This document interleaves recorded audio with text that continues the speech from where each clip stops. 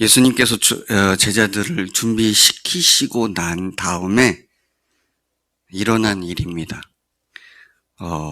감옥에 갇혀있던 침례 요한이 자기 제자들을 예수님께로 보냈습니다. 그래서 확인합니다. 사실 침례 요한은 말씀을 보시면 그렇습니다.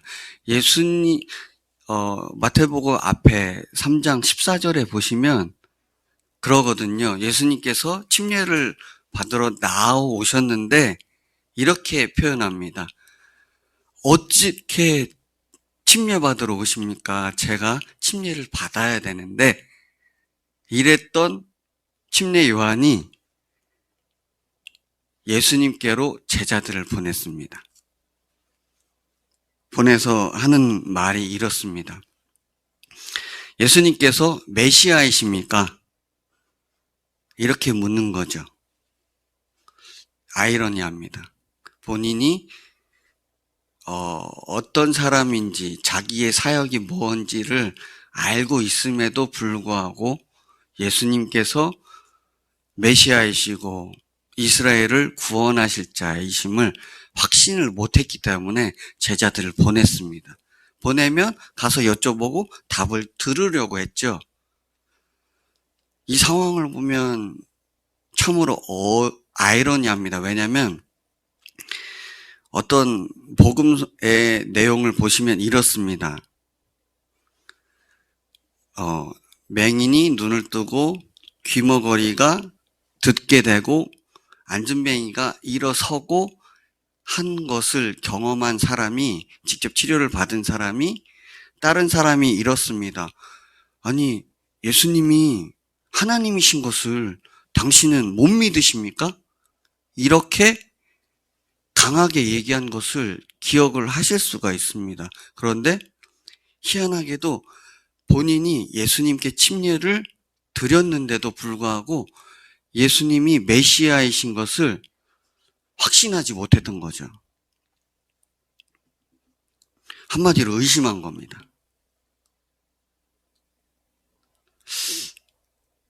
잠깐만 이 초점을 좁혀보겠습니다. 우리가 예수님을 다 믿는다고는 하지만 주변에 교회를 다니시는 분들을 뵙게 될 때, 얘기를 나누실 때 그분이 확신 있게 의심하지 않고 예수님이 하나님이신 것을 제대로 믿는 분도 계시겠지만 안 믿는 분도 계시지 않으십니까? 상황이 딱 저에게는 중첩되어 보였습니다.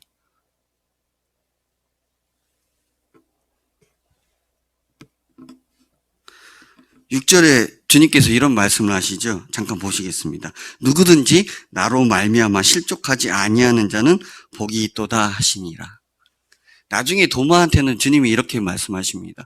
본고로 믿느냐, 보지 않고 믿는 자가 복되도다. 주님의 이런 마음을 이렇게 생각해 봤습니다. 사역을 이제 시작하고 계셨고 한참 하고 계시는데 사실은 주님은 이렇게 얘기하시죠. 내가 죽으러 왔다. 내가 죽으러 왔다. 그리고 부활하셔야 되는 것도 아셨고 그 이후에 제자들이 어떻게 변해서 순교의 자리까지도 가는 거를 이미 알고 계셨던 그 주님의 마음을 통해서 이 말씀을 보시면 침례 요한의 반응이 그렇게 황당하게 들리진 않습니다. 사실 침례 요한은 예수님의 친척이지 않습니까? 사실 그런 것도 예수님을 제대로 믿지 못하게 하는 어떤 작용을 했을 거라고도 생각해 볼 수 있겠습니다. 그러면서 주님이 4절에서 5절까지 하신 말씀은 이렇습니다. 오늘은 성경을 좀 찾아보겠습니다.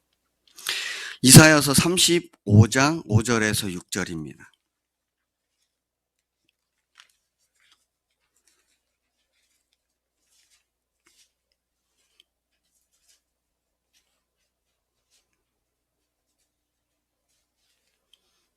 예, 같이 읽으시겠습니다. 그때에 맹인의 눈이 밝을 것이며 못 듣는 사람의 귀가 열릴 것이며 그때에 저는 자는 사슴같이 뛸 것이며 말 못하는 자의 혀는 노래하리니 이는 광야에서 물이 솟겠고 사막에서 시내가 흐를 것임이니라. 이 말씀을 하신 이유는 이 말씀을 주님께서 직접 성취하시는 겁니다. 예수님의 행동 하나하나가 구약에 예언되어 있던 말씀들을 하나하나 직접 성취하시는 거죠. 그러면서 보여주시는 겁니다. 정확하게 좀 각색을 해보겠습니다. 이런 겁니다. 이제 제가 회사에서 오더를 받았습니다. 그러면은 이렇게 얘기하시죠. 보혈 이제 가서 이렇게 얘기하세요. 그럼 그 사람들이 알아들을 겁니다. 근데 하나님 성부께서는 이렇게 얘기하시는 겁니다. 너네가 죄에 빠져서 허우적거리고 죄에서 해방되지 못하고 죄의 노예가 돼서 살고 있는데 내가 내 아들을 보낼 텐데 내 아들이 가면 이렇게 할 거야. 그러면 너네가 내 아들을 보고 믿을 수 있을 거야. 이런 내용이죠. 이런 내용들을 주님이 침례 요한이 믿지 못하니까 말씀을 대신 겁니다. 그래서 직접 성취하고 있는 내용의 말씀을 생각나게 해주시는 거죠. 그러니까 믿을 수 있는 겁니다. 구약의 모든 내용을 직접 스스로 성취하시는 분이 메시아이신 겁니다. 우리 이단들은 그렇지 않습니까? 우리라고 하니까 좀 죄송한데요. 우리나라에 있는 이단들은 자신이 재림 예수라고 하지 않습니까? 재림 예수가 한국에서 태어난다고 성경에 적혀 있나요? 아닙니다. 다윗의 자손으로 와야지 그분이 죽으시고 부활하셔야지 그분이 하나님이신 겁니다. 그러니까 마태복음은 철저하게 구약의 어떤 내용들을 주님께서 성취하시는 그 내용들도 꽉꽉 차 있습니다. 그러면서 이렇게 얘기하십니다. 7절 이하에 보시면 주님이 이렇게 얘기하십니다. 너네가 광야에 왜 갔냐고, 뭐하러 갔냐고. 거기에서 핵심이 이렇습니다. 9절입니다. 선지자를 보러 갔다고 하죠. 광야에서 외치는 자, 그 소리를 보러 간 겁니다. 이사야서 40장 3절 읽어드리겠습니다.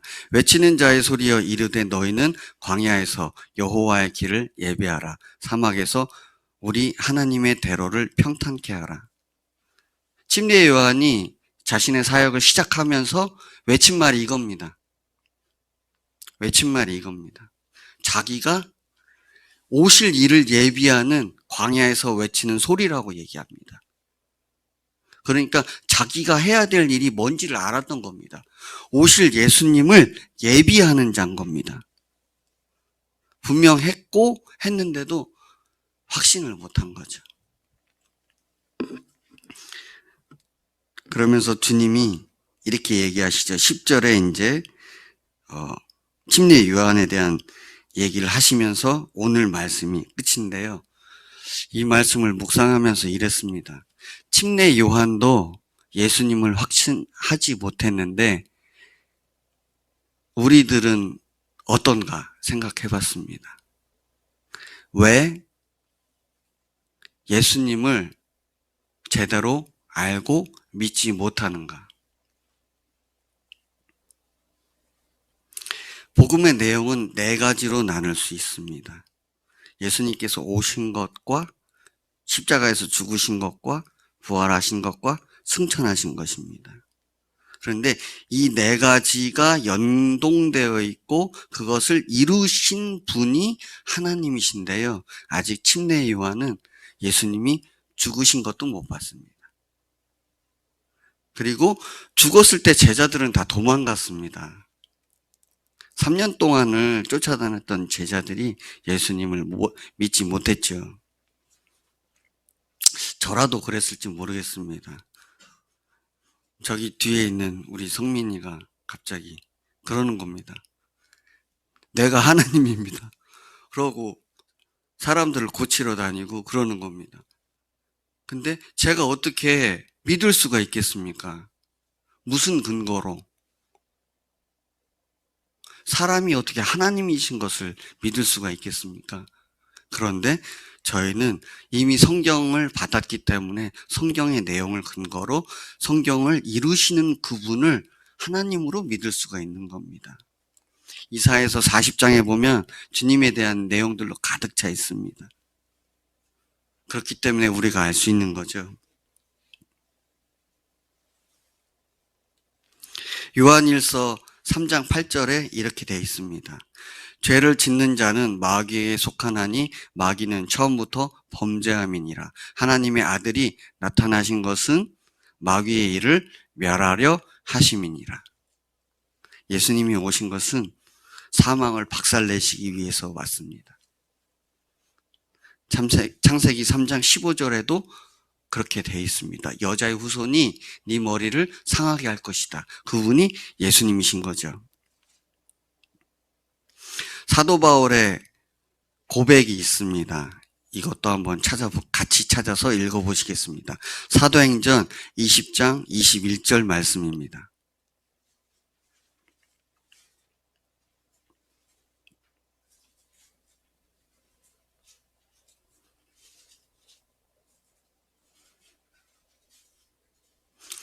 찾으신 줄 알고 같이 읽으시겠습니다. 유대인과 헬라인들에게 하나님께 대한 회개와 우리 주 예수 그리스도께 대한 믿음을 증언한 것이니라. 예수님이 오신 것은 마귀의 일을 멸하려 오셨다고 하셨는데요. 마귀의 일은 마귀가 아담과 하와를 범죄케 했죠. 그리고 저희 인간들에게 죄짓게 만드는 겁니다. 멸망하게 만드는 겁니다. 그랬을 때 죄는 어떤 것일까요? 여기 보시면 그 말씀처럼 하나님께 대한 회개입니다. 창조주에게 대한 회개입니다. 죄는 그 근본이 하나님께 대한 죄입니다. 하나님께 대한 죄는 자신이 하나님의 자리에 올라가 창조주 행세, 하나님의 행세를 하는 것이죠. 자기가 주인인 것처럼. 내가 계획하고 어떤 일의 중심이 나를 위한 것이고 내가 행하는 것이고 내가 영광받고 내가 주인 되고 내가 잘 살기 위한 것이죠. 근데 예수님을 믿고 하나님을 주인으로 모신 사람들은 다르게 살아갑니다. 하나님을 위해 살고 하나님을 위해 죽는 사람들입니다. 그 사람들이 해야 될 일은 이렇습니다. 사도 바울과 같이 하나님께 대한 회개와 우리 주 예수 그리스도께 대한 믿음을 증언하는 자입니다. 침례 요한이 다시 침례 요한 얘기로 돌아가 보면 침례 요한이 그렇게 했습니다. 오실 예수님을 증언했죠. 예비를 했는데요. 저희가 할 일도 똑같습니다. 재림하실 예수님을 증언하는 일이 저희가 감당해야 될 일입니다. 당당하게 예수님을 증언해야 되는 거죠. 그러면 예수님을 어떻게 저희가 증언할까요? 복음의 내용대로 증언하면 되는 것이지요. 우리의 죄를 위해 이 땅에 오셔서 십자가에서 죽으시고 부활하신 그분이 하나님으로 우리의 죄를 위해 죽으시고 부활하셔서 승천하셔서 지금 하나님 우편에 앉아 계신 그분이 우리의 주인이시고 하나님이십니다. 라고 증언하는 것이 짧은 복음의 내용입니다. 어제 말씀을 보셨듯이 이렇게 전하면 저에게 핍박이 있죠. 사람들이 오해하기도 하고 믿는 사람들도 저희에게 왜 그렇게 하냐고 하기도 합니다. 하지만 저희는 오실 예수님을 증언하는 자이기도 합니다. 그래서 아무런 걱정도 하지 마시고 하나님의 나라와 영광을 위해서 오늘도 살아가실 텐데 어떻게 우리가 재무장을 해야 되는지 사실 너무나 극명합니다. 도마도 이렇게 얘기했습니다. 예수님이 부활하시기 전까지는 예수님과 함께 죽으러 가자고 그랬습니다. 그런데 예수님이 십자가에서 달리실 때는 도망갔습니다. 근데 예수님이 부활하셔서 제자들이 그러는 겁니다. 나 부활하신 예수님 만났어. 그랬더니 나 안 믿을 거야. 그랬습니다. 안 믿을 거야. 그랬습니다. 못 믿겠다가 아니고 안 믿겠다 그랬습니다. 근데 그가 부활하신 주님을 만나 뵈니까 이렇게 얘기합니다. 바로 엎어져서 나의 주님이시오 나의 하나님이십니다. 부활하신 예수님을 만난 제자들은 180도 바뀝니다. 그들 안에는 혁명이 일어납니다. 전하지 않고는 못 베깁니다. 근데 사도 바울도 그랬습니다. 죽기까지 예수님을 전했죠. 복음을 전했습니다. 그렇기 때문에 오늘 말씀을 정리하자면 침례 요한이 그가 확신이 없었음과 또 예수님을 침례 요한을 통해서 우리가 어떻게 믿어야 하는가입니다. 복음으로 믿어야 되겠죠. 예수님이 오셔서 십자가에서 죽으시고 부활하셨다. 그분이 하나님이시다. 우리가 그렇게 증언하는 자이고 또 다시 오실 예수님을 증언하는데 언제 오실까요? 땅끝까지 이르러 복음이 증거되고 전해지면 예수님이 오시는 겁니다. 안 그래도 세상도 팍팍해지고 사랑이 없고 또 말씀하신 것처럼 부모가 자식을 죽이고 자식이 부모를 죽이고 하는 정말 참담한 세상인데 저희가 이때에도 부활하신 예수님을 증언하는 증인으로서의 삶을 확신 있게 부활의 증거를 가지고 전했으면 합니다. 다 같이 기도드리겠습니다. 하나님 아버지 감사합니다. 오늘 마태복음 11장 1절에서 10절 말씀으로 침례 요한의 모습을 보았습니다. 거기에 대한 예수님의 반응도 또한 보았습니다. 예수님께서는 침례 요한에 대해서 이렇게 말씀하시지요. 나를 예비하는 자다. 이 말씀을 우리 이 시대를 살아가는 우리들에게 적용해 보면 우리는 예수님의 십자가와 부활을 이미 알고 믿는 자들로서 다시 오실 예수님을 재림하실 예수님을 준비하는 자들로 예수님을 삶에서 증언하는 자가 된 줄 믿습니다. 아버지, 오늘 삶을 허락해 주시고 살 때에 제자로서의 온전한 사명을 잘 감당하게 하옵시고 부활의 증거로 단단하게 담대하게 우리 주 예수님을 살아계신 예수님을 증언하게 하옵소서. 감사드리며 예수님의 이름으로 기도드렸습니다. 아멘.